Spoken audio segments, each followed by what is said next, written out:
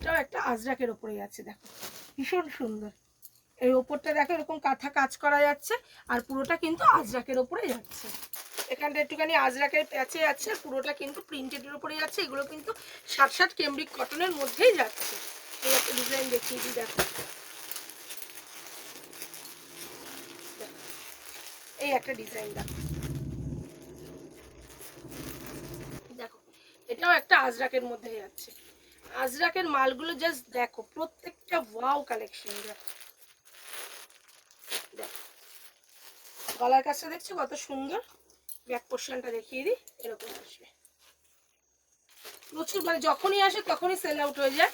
তো সেইগুলো দেখো, এই যে এইগুলো এবার একটু অন্য প্যাটার্ন করেছে, এটা এমডি কোম্পানির।